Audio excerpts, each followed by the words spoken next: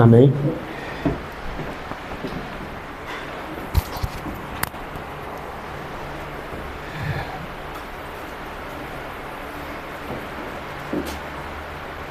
Hoje foi um dia muito bom, né? A gente falou um pouquinho sobre algumas coisas ali no school. E eu e Trevo, a gente já estava umas 2 semanas preparando o conteúdo do school, então de alguma forma foi influente ao que a gente vai falar hoje. Vamos lá para Lucas 12, sem muita demora, porque eu já tenho uma dificuldade absurda de ser objetivo, então eu vou tentar ser o mais objetivo possível.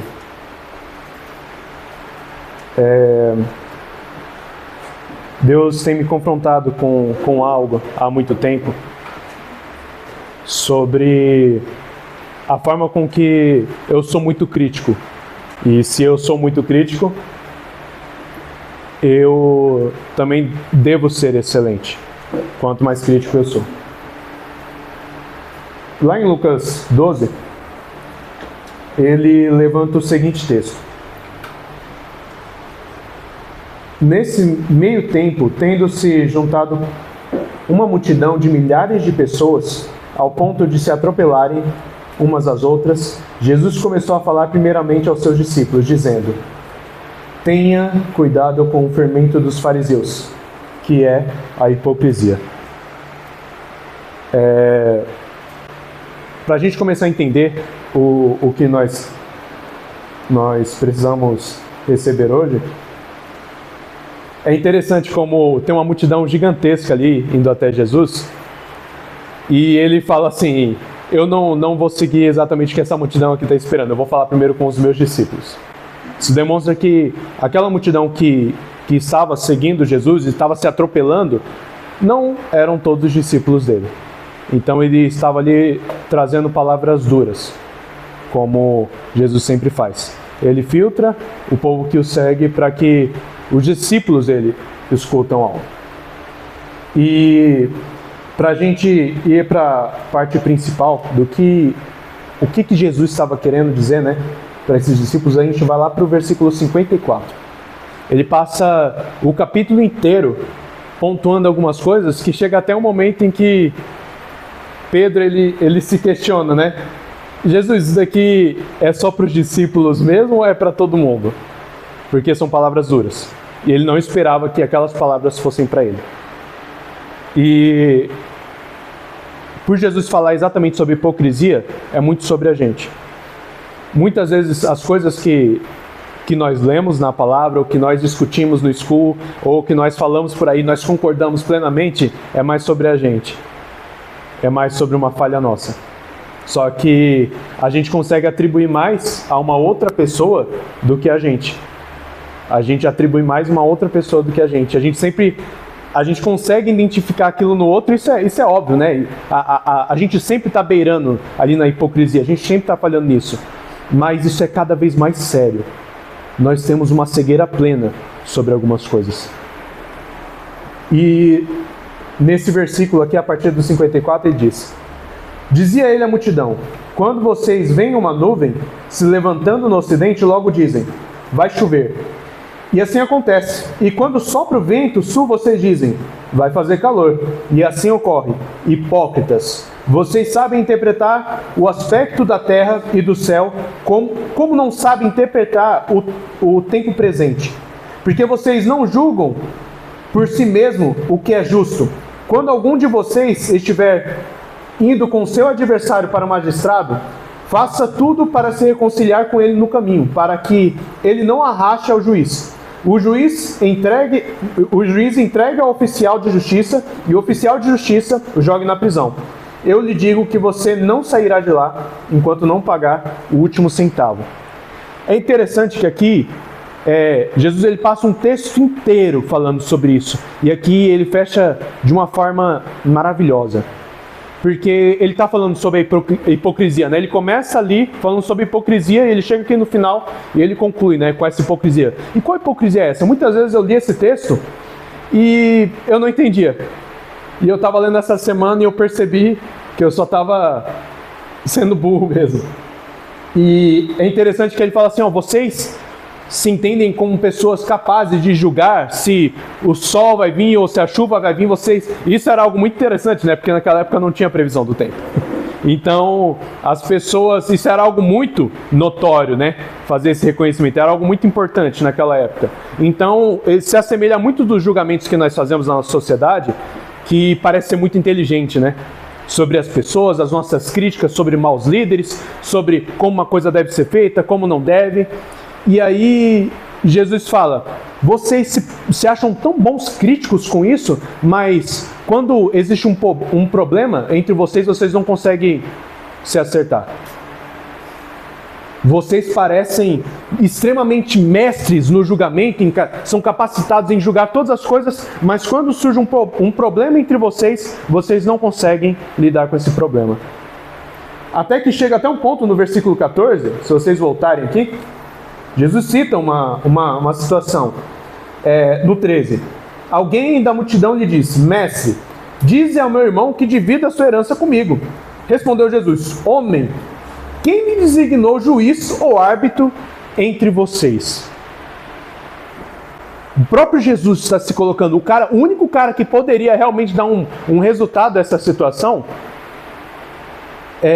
ele diz, eu não quero ser um árbitro, mas eu tenho certeza, se um de nós estivesse lá e ele pedisse a sua opinião, a gente teria uma boa opinião.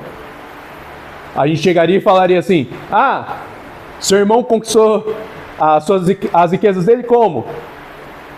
De onde é isso? A gente ia questionar, a gente ia perguntar, a gente ia querer trazer uma resposta para essa situação. E aí eu me pergunto, por que Jesus não?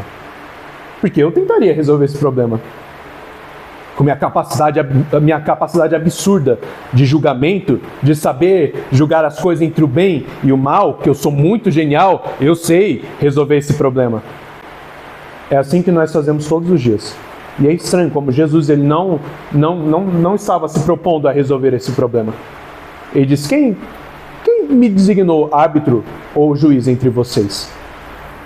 E aí é interessante porque ele demonstra, esse capítulo inteiro, e aí no 41, né, como eu citei, se a gente descer lá, a gente vai dar uma olhada nisso, você vê que Jesus vem falando um monte de parábola, fala um monte de coisa, e aí Pedro fala assim, e que hora que Jesus vai falar para a multidão aqui? Que eu tô achando que essas coisas aqui já eram para a multidão, porque nós, discípulos, nós já sabemos essas paradas, nós já estamos fazendo isso certo. Nós não estamos nesse filtro que Jesus está fazendo. E ele pergunta, Senhor, está contando essas parábolas para nós ou para todos? E Jesus praticamente ignora o que ele fala, ele puxa outra parábola. E aí é interessante porque nós sempre estamos nesse lugar de falar assim, isso daí não é para mim. Eu lembro exatamente de um dia, acho que foi o cúmulo da minha raiva assim, em relação a ver uma pessoa com uma hipocrisia absurda. Uma vez, acho que eu já contei essa história, eu sempre repito que para mim continua sendo cúmulo. Eu estava na faculdade conversando com outro rapaz, e aí um terceiro chegou, que era ele tinha feito vários erros, né? No sentido, ele achava que ele era líder, ele fingia que ele era líder, ele dizia que era líder de umas paradas que aconteciam na faculdade, ele se achava para todo mundo, fazia uma bagunça, né? E aí nessa conversa, que eu estava conversando com esse rapaz, primeiramente, um cara que estava querendo ser instruído e tal, estava falando exatamente sobre esses problemas. E aí eu falava desses problemas, eu olhava para aquele cara, sabe, dizendo, isso aqui é para você, viu? Você que estava dando essa parada. Ele, concordo, é isso, não pode acontecer isso no reino de Deus. Eu dizia, não é possível, não é possível. Que a pessoa não consegue se reconhecer de tamanho nível. É possível, porque eu também faço isso. Nós fazemos isso. A nossa hipocrisia, a nossa maldade, a nossa cegueira plena, a gente julga tudo. A gente julga todas as coisas. E não como Paulo diz, que a gente vai julgar até os anjos. Que é interessante sobre isso, mas nosso julgamento é mau. Nosso julgamento, ele não tem consistência, ele não tem fundamento e a gente se acha muito capaz de responder todas as perguntas. E, continuando nesse ponto, lá no capítulo 13, no versículo 4, ele diz o seguinte, logo do lado, ou vocês pensam que aqueles 18 que morreram quando caiu sobre eles a torre de Siloé eram mais culpados do que todos os outros habitantes de Jerusalém? Eu lhes digo que não, mas se não se arrependerem, todos vocês também perecerão. Jesus estava falando sobre uma situação aqui, de que caiu um muro e matou uma galera. E em outra situação que também, o Herodes, acho que era Herodes, ele estava, Pilatos, ele misturava o sangue de pessoas da Galileia nas ofertas dele lá. E aí o povo sempre falava, isso aí é porque os galileus estão cometendo pecado. Aquela torre dali caiu, a torre não, aquele muro caiu e matou aquelas pessoas por conta dos pecados dela. E aí Jesus ele levanta e fala assim, não é sobre isso. Ele basicamente vai levantar a ideia de que isso daqui é por acaso. É uma coisa que está muito clara em Eclesiastes. A partir do capítulo 6 ele fala assim, que o justo ele pode viver ou morrer como ímpio. E não é pela sua justiça que você vai ser salvo ou vai ser condenado por alguma coisa em vida. Muitas vezes a gente vê histórias muito tristes por conta da maldade de uma pessoa. A gente fala, olha aí, o que aconteceu com ele. Isso é o nosso mau julgamento sobre as coisas. E aí Jesus chega e fala assim, vocês falam que é porque eles pecaram mais do que vocês que aconteceu isso? Eles não pecaram mais que vocês. É melhor que vocês busquem a verdade, porque vai chegar um momento como esse para qualquer pessoa e vai ser tarde demais. E aí, muitas vezes a gente acha que a nossa hipocrisia, a nossa maldade, o nosso julgamento, a nossa capacidade de ponderar e sondar todas as coisas vai ser boa, até que um muro caia na nossa cabeça. Até que a nossa certeza absoluta, a nossa justiça absoluta caia sobre nós. Eu estive com alguns amigos durante alguns anos e eu apliquei uma justiça muito pesada sobre as outras pessoas. Sobre líderes, porque eu era maluco, né? Eu sempre estive em várias igrejas diferentes, trabalhando com líderes diferentes, tentando desenvolver algumas coisas, tanto no meu bairro quanto em outros bairros. E nesse meio eu encontrei muitos maus líderes e muitas ovelhas machucadas. O que eu tentava fazer é cuidar dessas ovelhas, demonstrava a verdade, porém eu talvez não demonstrasse de forma tão clara. E a minha alta justiça absoluta para esses líderes caiu sobre mim. E essa justiça gigantesca, esses meus amigos jogaram sobre mim. E aí eu vim me questionando sobre a minha justiça, sobre a forma com que eu aplicaria a justiça sobre as pessoas, como eu julgaria os problemas, os líderes, porque eu acho que uma máxima cristã reconhece um problema da igreja cristã, que é ter líderes que usurpam suas ovelhas, mas também essa mesma máxima está servindo a esses líderes e obedecendo e não correspondendo à verdade que entendeu. Mas continuam criticando. Eu faço parte dessa massa. E depois de um tempo de me culpar um pouco, eu comecei a ponderar algumas coisas, comecei a entender se os meus julgamentos eram justos ou não, e os julgamentos que fizeram sobre mim eram justos ou não. Nesse momento eu não podia julgar por mim mesmo. E aqui eu já vou trazer algo que é primário para o que Jesus está falando aqui. Jesus está priorizando a nossa comunhão, o nosso contato e demonstrando que isso nos faz estarmos distantes da hipocrisia. A hipocrisia fala muito sobre o eu, sobre minha capacidade, sobre o meu potencial de responder todas as coisas. E Jesus está demonstrando que a resolução para esse problema é a nossa verdadeira comunhão. E ele começa a demonstrar que a partir de outras pessoas que eu consigo julgar as coisas de uma forma boa. A partir de não de um conselho, mas de um consenso como uma igreja para essas decisões. E aí, vendo as pessoas à minha volta, eu pude entender um pouco se as coisas que estavam me julgando e o que eu julgava estava certo ou incorreto. E por que eu estou falando isso? Porque eu quero chegar em outro lugar. Eu percebi que sim, eu era um alto julgador de vários líderes. E eu era assim, um cara ultra crítico em todos os lugares que eu pisava. Eu chegava, reclamava, batia de frente mesmo. Cuidava de discípulos dos outros, mas não era dos outros porque eles não eram discípulos. E ficava nessa loucura.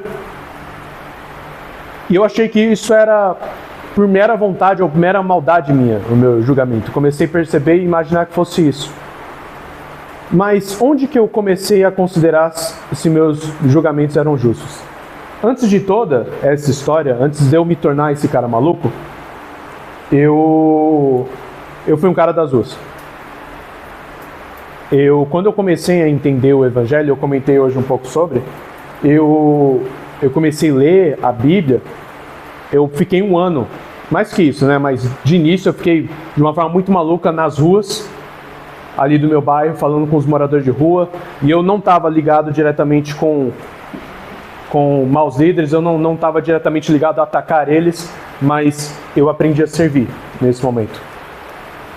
E quando eu aprendi a servir nesse momento ali, sofrendo, né, com os outros, e eu comecei a lidar com maus líderes, veio o meu sentimento de julgamento sobre eles.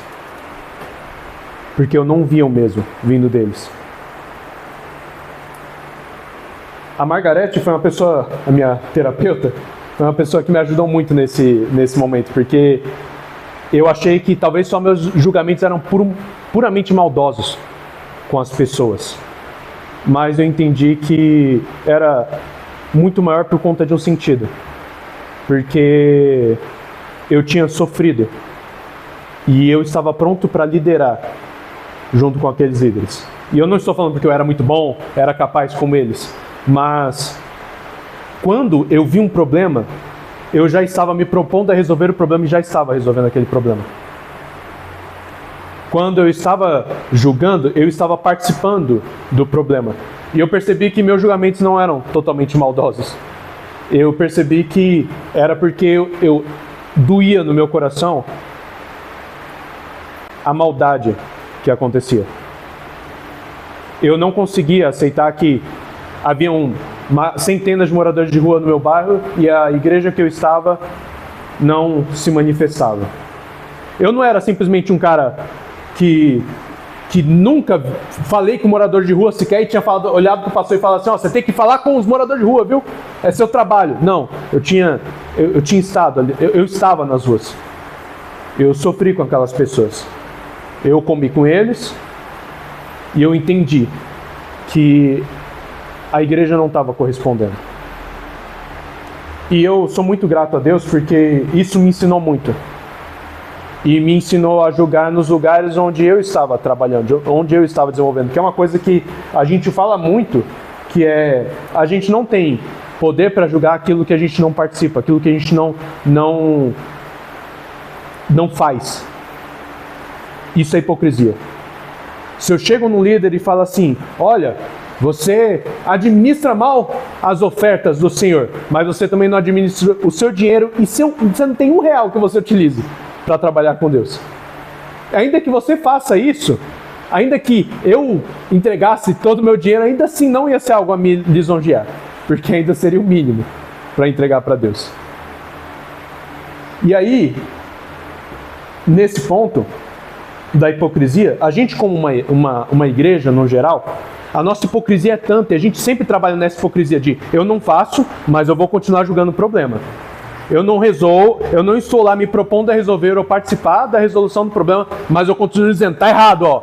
Porque no texto tal está escrito assim, a gente usa a Bíblia como fundamento, mas aquela Bíblia ela está funcionando muito bem para outra pessoa, mas não está funcionando para a gente. Porque aquele cara é um líder, é um responsável por aquilo ali. A gente vê uma grande crítica de líderes queimando outros líderes. A gente viu um líder há pouco tempo que queimava outros líderes sendo queimado.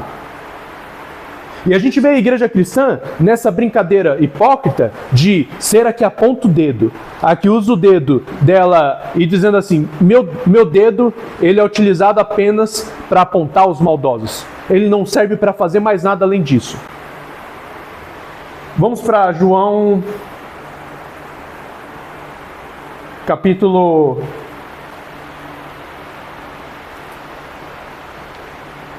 Meu Deus, subiu na minha cabeça? Não, desculpa, não é João não.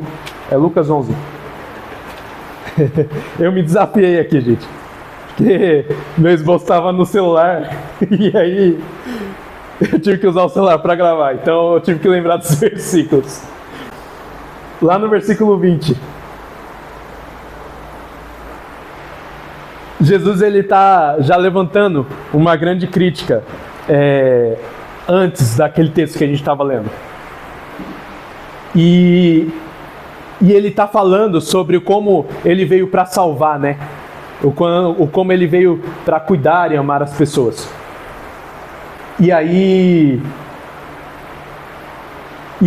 os fariseus eles criticam ele, né? E chega nesse versículo 20 ele diz: mas se é pelo dedo de Deus que eu expulso os demônios, então chegou a vocês o reino de Deus. E é interessante ele usar esse termo que ele usa, né? Ele fala pelo dedo de Deus, porque ele vai dar uma farpa lá no final desse capítulo, nessa mesma galera que estava criticando a Jesus. E dizendo, você está curando as pessoas desse jeito, e não sei o que lá, que está errado. E aí, chega no versículo 46, Jesus responde aos escribas e diz: quanto a vocês, peritos da lei, disse Jesus, ai de vocês também, porque sobrecarregam os homens com fardos que dificilmente eles podem carregar, e vocês mesmos não levantam nenhum dedo para ajudá-los. E aí, eu estava lendo uma parte do livro do Max Lucado, né, que a gente continua lendo, e ele fala, né, sobre algumas pessoas que são indignos das nossas mãos. E como a gente trata todo mundo indigno das nossas mãos que servem para apoiar, para ajudar, mas os nossos dedos eles funcionam apenas para uma coisa: faça isso ou você está errado. A gente usa o nosso dedo para isso, mas a gente não usa para acolher, para proteger, para respeitar. E Jesus é interessante que ele demonstra que os dedos, o meu dedo, minhas mãos, são indignos para você. E minhas mãos não servem para te ajudar. Porque elas são minhas mãos são santas, elas vão servir apenas para apontar e dizer um erro. Sendo que a mão de Deus, do Criador, ele diz: se eu estou fazendo isso pelo dedo de Deus, o reino de Deus chegou a vocês. E ele demonstra que salvação chegou aos escribas naquele momento, que ele está atacando os escribas, mas ele está demonstrando, chegou salvação para vocês. E é interessante que em todo esse contexto que nós temos, a nossa hipocrisia, a nossa maldade sempre nos fecha para o nosso próprio contexto. Para os escribas, eles eram geniais no que eles faziam, para os fariseus também. E cada vez mais, eles se fecham no ciclo deles, que eles fazem parte de um ciclo santo que outras pessoas não podem acessar. Então a gente vai ver, hoje a igreja ela se comporta desse jeito. A igreja ela não é mais um ambiente no qual vai e chega ao mundo e ensina-o. Não, a igreja ela se fecha, ela vai se fechando cada vez mais, ela vai participando somente do ciclo dela, é somente para os santos aquele lugar.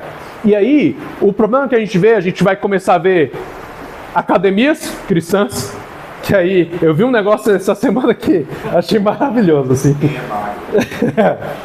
Só é crente. Exato. E aí, eu via uma academia cristã, você que quer um ambiente santo, e não sei o que lá, aí leva a pessoa lá para uma academia, tem até ministro lá de louvor tocando, e eu me surpreendi. E não tem só academia, tem tudo de cristão. Tem pizzaria de cristão, tem hamburgueria de cristão, loja... Oi? Mas é boa. Sim, e esse não é o ponto. Esse não é o ponto se é bom, se a academia é boa ou não. Mas é sobre o quanto a igreja cristã ela está mais disposta a separar os frascos. É como se a gente sabe que tem água e o óleo, né? A gente fala muito sobre a mistura dos dois. Mas o cristão ele quer deixar cada um numa garrafinha. Falar assim, ó, você e essa garrafa aí vai tudo pro inferno. A gente, essa garrafa aqui vai funcionar bem. Mas Jesus, ele fala, quando ele vai falar sobre a nossa vida, ele diz que nós não estamos separados do mundo. Nós estamos aqui, nós continuamos aqui e até o fim nós vamos permanecer aqui para correspondermos à vontade dele. Nós temos que ser como aquela mistura, num copo de água e o óleo lá. Você consegue identificar a diferença entre os dois, mas os dois estão lá juntos, no mesmo lugar. E se a gente continuar desse jeito, nessa hipocrisia, nesse egocentrismo, a gente vai criar uma utopia cristã. Vai ter uma cidade aqui no Brasil que só é para cristão. Vai ter uma parte da cidade ali, um bairro, que você tem que ter o seu cadastro demonstrando que você é santo, né? Que você vive há bastante tempo como um bom cristão, para você poder entrar ali e participar daquele espaço santo. E vocês acham que isso está muito longe de acontecer? Não está, viu? Do jeito que a grande massa cristã está sempre preocupada em demonstrar, olha, nós somos um grupo santo, quando a gente olha e vê o Allianz Parque sendo cheio no final do ano para cantarem, louvarem a Deus, amém. Mas aquilo dali não é evangelístico, como muitos falam. Aquilo não é um evento evangelístico. Se a gente olhar para as coisas que estão acontecendo na cidade de São Paulo, grupos se movendo, adorações acontecendo. A gente vê um filme no cinema e os cristãos fazem da sala do cinema um culto. E parece muito bonito, mas parece que é um grupo fechado, dizendo ao grupo de fora, nós somos santos, nós somos perfeitos, olhem pra gente. E aí você fala, não é isso, nosso coração não está nesse lugar. Mas a partir do momento em que a gente, como igreja cristã, nos tornamos o ópio desse país, a maldade desse país, a partir do momento que a igreja cristã, ela mais causa o mal do que resolve ele, nós estamos no lugar de pedir desculpa e não de revolta para dizer, nós estamos certos. E é exatamente esse lugar que nosso coração está hoje, um coração hipócrita, que questiona todo mundo, mas esses corações santos são os que estão cometendo todos esses erros. O meu coração e o seu coração. E quando eu falo disso tudo, eu sempre percebo que eu olho na história e falo, eu sou hipócrita. Porque se você olhar para esse escriba falando com Jesus, que esse escriba que Jesus dá uma pontada e arrebenta ele e fala assim, vocês não movem sequer um dedo para ajudar essas pessoas. Sabe o que esse escriba falou? Tranquilamente. Jesus não estava nem incluindo aquele cara, provavelmente. Ele chegou e falou assim, Jesus, e sobre mim, o que você tem para falar de errado? Parece uma forma muito humilde de se falar. Eu julgaria um cara muito humilde. E aí que está o problema do meu julgamento. A gente julga tudo, a gente é muito capaz de julgar todas as coisas. E aí, se eu lesse só essa parte, eu ia falar, isso daqui é um escriba humilde. Mas a gente não sabe. Não sabe porque Jesus respondeu daquele jeito. A gente diariamente quer tomar atitudes que Jesus não tomou. Nós, muitas vezes, somos aquela pessoa... Antes de eu pontuar isso, eu queria citar um livro que tem sido muito importante para mim, que é Anatomia de um Luto, do C.S. Lewis. E tem uma coisa muito específica que acabou comigo, que era uma coisa que eu fazia. Ele fala sobre o luto, né, com a esposa dele, que faleceu. E na história, ele conta o sofrimento dele de coração totalmente aberto. E ele fala como muitos cristãos chegavam nele e diziam, olha, você tem que esperançar, porque sua esposa está com Deus. Fique bem, isso daqui é muito maior. Isso é uma coisa que eu repeti e falava para as pessoas, muitas vezes. E aí ele diz uma frase muito interessante. Não venha me falar sobre os consolos da religião, senão eu vou imaginar que você não entende.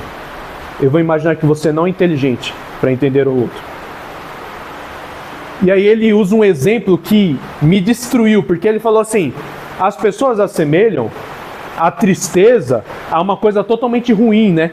E ele fala, se você está triste pela sua esposa ter morrido, isso é ruim. Você tem que ficar feliz, ela está lá no céu, está lá com o Senhor. E aí ele pega um argumento totalmente perfeito, porque se um sentimento ele é tão pífio para ser menosprezado, por conta de uma glória que há de vir que é muito maior, ele fala, então, o que você acha de deixar de fazer um passeio com a sua filha, que é algo alegre, para esperançar na glória de Cristo?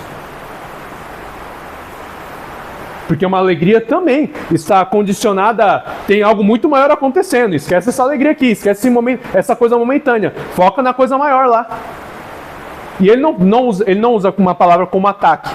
Ele usa como argumento mesmo. Ele não ataca essa pessoa, ele usou como argumento no livro.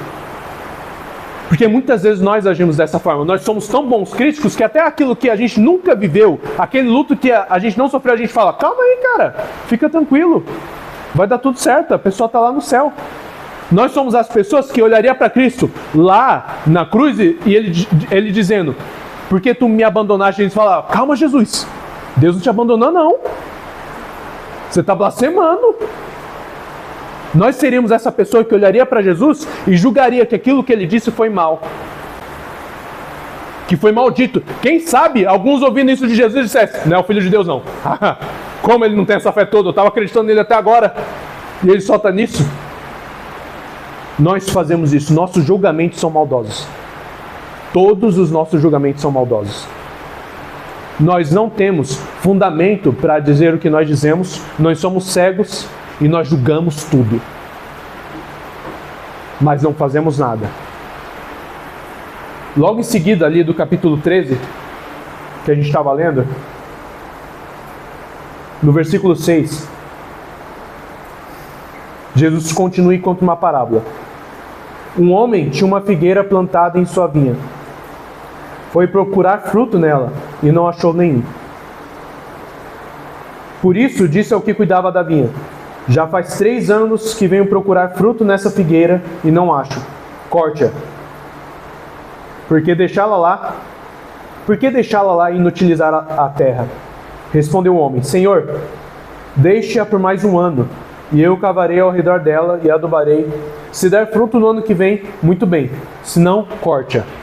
Vocês já pensaram no nosso momento aqui na República? Assim, se Deus...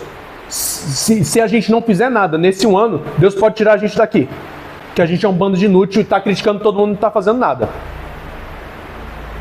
Cadê a nossa responsabilidade com esse lugar? A gente passou 1 ano inteiro resolvendo nossos problemas, acontecendo muita coisa. E se esse ano, que não tem nenhuma desculpa para a gente dar, não acontecer nada, que Deus corte a gente sim e tire a gente daqui. Se a gente não for resposta dele... Se a gente não for uma árvore que frutifica, a gente é uma árvore morta. Nós temos que ser uma resposta onde nós estamos. Nós somos uma resposta onde nós estamos. A gente brinca de vou ver se eu faço, vou ver se eu vou ver se eu me disponibilizo.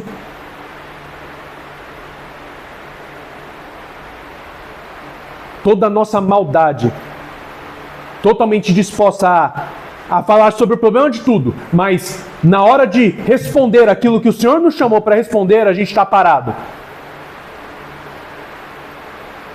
E sempre dizendo, envia outro aí de uma forma indireta, porque a gente não fala, né? A gente imagina que a gente está lá, fazendo tudo, capaz, resolvendo as paradas. A gente sempre se coloca nesse lugar. Hipócritas.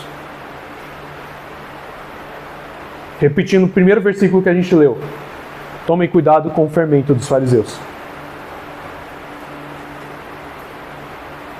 E a partir daqui,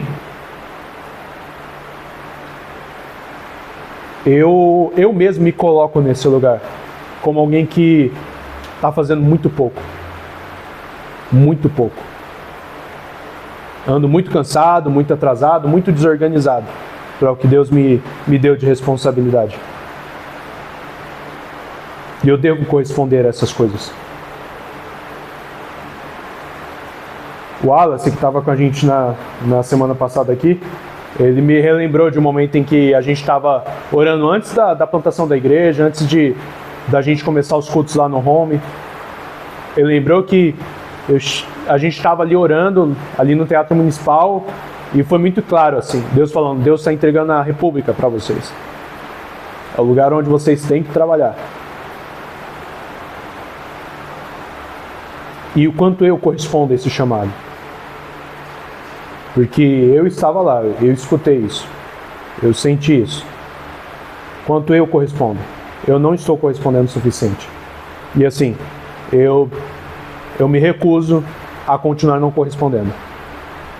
Eu me recuso a ser o maior crítico de São Paulo, a falar que está todo mundo errando no que está fazendo e eu estou aqui, esperando cair algo do céu para eu multiplicar. E aí, acontece algo interessante aqui, nesse mesmo texto, um pouquinho mais abaixo. Lá no versículo 24, ele fala sobre uma parábola que a gente conhece muito bem. E ele diz, esforcem-se para entrar pela porta estreita, porque eu lhes digo que muitos tentarão entrar e não conseguirão. Quando o dono da casa se levantar e fechar a porta, vocês ficarão ao lado de fora batendo e pedindo, Senhor, abre-nos a porta. Ele, porém, responderá, não os conheço nem sei de onde são vocês. E então vocês dirão, comemos e bebemos contigo e ensinaste em nossas ruas. Ele fala algo interessante. Nós comemos e bebemos contigo. E nós recebemos a sua palavra. Nós estávamos lá, nós partilhamos da ceia. Nós estávamos contigo, Senhor. Porque você está nos recusando. Só que tem um outro grupo de pessoa que teve uma outra postura. Lá em Mateus 25. Vamos para lá.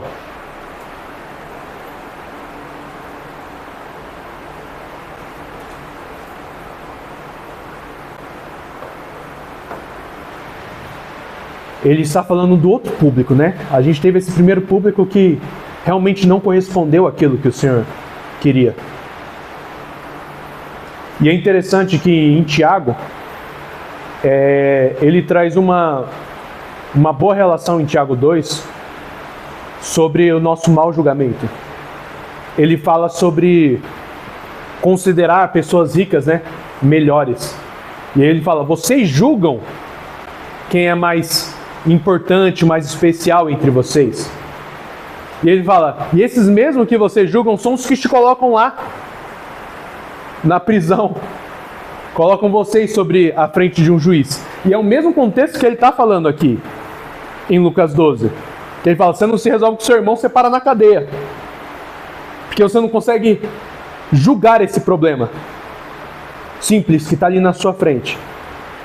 E aí, em Tiago, ele, no versículo 12 e 13, ele acaba comigo, assim, porque ele fala assim, que a misericórdia, ela triunfa sobre o juízo.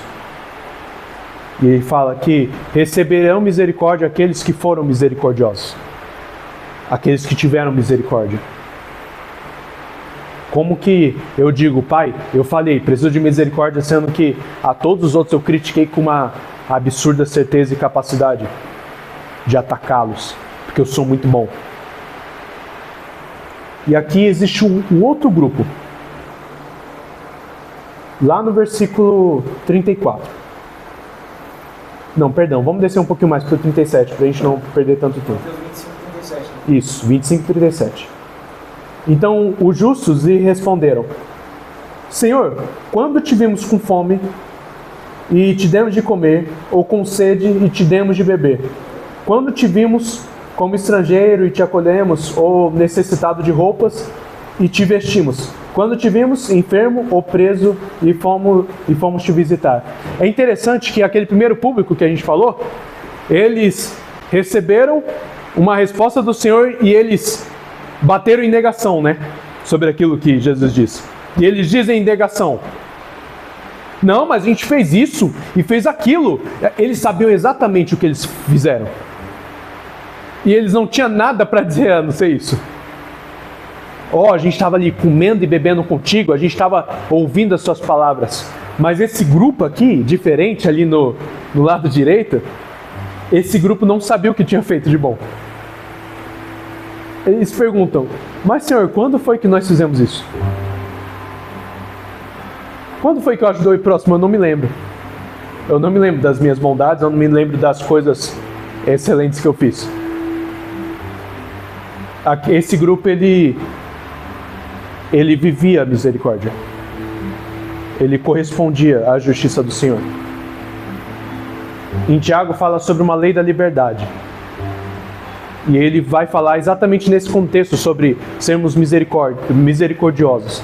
A lei da liberdade, na qual o Senhor está ensinando ali, vocês querem julgar tudo?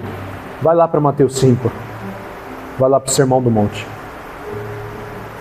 Sejam misericordiosos, compassivos, amorosos, porque se eu não tenho misericórdia do meu irmão que me fez mal, eu nunca vou perdoá-lo. Eu sempre vou tratá-lo como meu inimigo. Se eu não tiver misericórdia das pessoas que estão fazendo o mal por toda São Paulo, quando eu cometer o mal, eu não receberei misericórdia. E assim, eu já estou cometendo mal. Eu já sou mal. De forma completa. E esse grupo, ele estava correspondendo ao chamado, mas se perguntou, por que eu fui salvo, Senhor? Por que eu estou aqui? Por que eu estou sendo digno de estar sendo chamado contigo? Eles estavam sendo chamados para a salvação naquele momento e eles queriam questionar. Eu não lembro disso não. Eu acho que se eu estivesse no lugar deles e Jesus falasse, quando eu estive fazendo isso, aquilo, vocês me deram de comer e beber, eu falo, beleza, Jesus, vamos pro céu já. Tô salvo. Eu acho que era o que eu estaria mais preocupado, tô salvo. Não quero me lembrar de tudo que aconteceu. Mas essa galera ainda chegou em Jesus e quis questionar. Jesus, eu acho que eu não fiz isso. Você está me levando para a salvação e eu acho que eu não fiz isso. Eu acho que eu não sou digno dessa salvação que o Senhor está me dando. Se você está me levando à salvação por isso, eu não me lembro de ter feito isso. Esses homens eram misericordiosos. Eles respondiam à vontade do Senhor para essas ruas, para essa cidade. Eu acho que a única coisa que pode nos salvar dos nossos maus julgamentos é a nossa misericórdia que o Senhor nos deu, que nos ensinou. Nós somos mal por completo, somos terríveis, somos cegos na nossa maldade.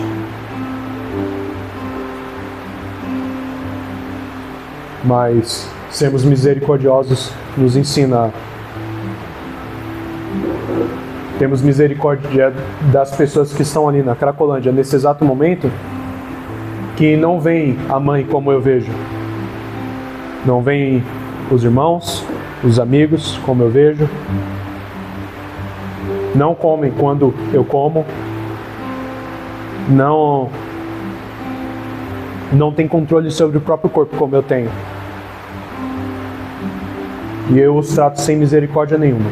Eu olho para eles e digo, você deve estar assim por más escolhas que você fez na sua vida.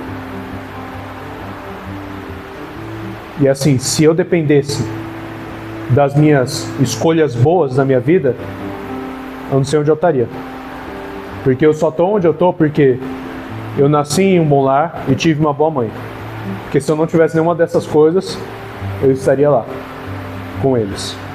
Não foram minhas decisões que me colocaram onde eu estou. Eu sou puro mal, eu sou maligno nas coisas que eu faço.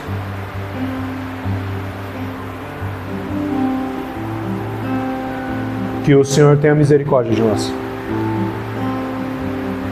E que a gente tenha misericórdia entre nós e sobre os outros. Sobre esses líderes complicados, sobre aqueles que nos perseguem, sobre os nossos pais, sobre os nossos amigos, sobre os nossos irmãos, que a gente tenha misericórdia. Pai, quebranta os nossos corações. Senhor, nós te pedimos que venha um pouquinho da sua misericórdia para a gente.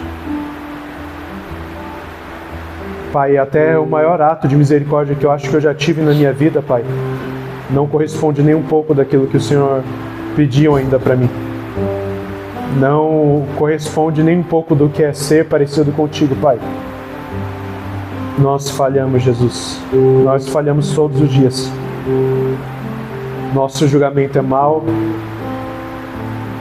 Nossas palavras são más. Nossas atitudes são más, Senhor.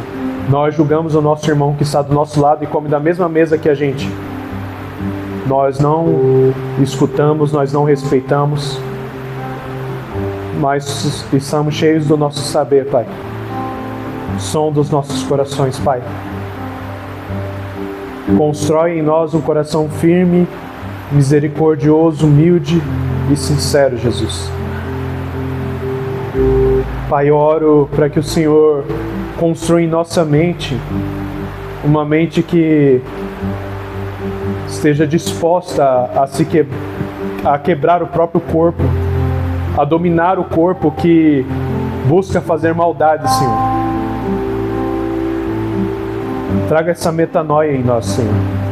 Traz essa mudança de mente em nós, Senhor. Pai, nós não entendemos, nós ainda continuamos cegos em nossa justiça maldosa. Pai, e quando nós formos hoje para casa, essa justiça ainda não foi embora, Senhor. Mas eu oro, Pai, por uma mudança de mente, Jesus.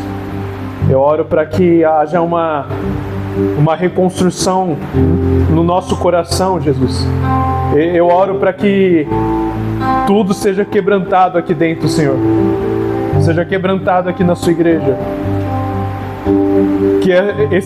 Que a gente possa voltar uns passos atrás e comece a reconhecer as coisas que a gente tem tanta certeza absoluta, Senhor. Pai, nós queremos ter a sua certeza, nós queremos ter a sua mente. Nós, porém, temos a sua mente, Jesus, e não podemos reagir com os nossos pensamentos, com apenas as nossas vontades, os nossos desejos. Que se nós vemos, Senhor, um muro caindo sobre as pessoas, Pai, ainda que o nosso pior inimigo estivesse ali debaixo, a gente olhe com misericórdia, como se fosse um bebê sendo machucado. Senhor, abra os nossos olhos para termos olhos como os teus, Senhor. Toque em nossos olhos, Senhor. Toque em nossas bocas. Toque em nossos ouvidos, Senhor. Toque em nosso coração. Purifica o nosso coração, Senhor. Perdoa o nosso mal, Jesus. Renova em nós um coração puro e limpo. Um coração justo, Senhor. Segundo a sua verdade, Senhor. Nos reverenciamos a Ti, Senhor. Nos colocamos num lugar de obedecer a Ti, escutar a Sua voz, porque somos maus e não temos nada de bom, Senhor. Tenha misericórdia de nós, Pai.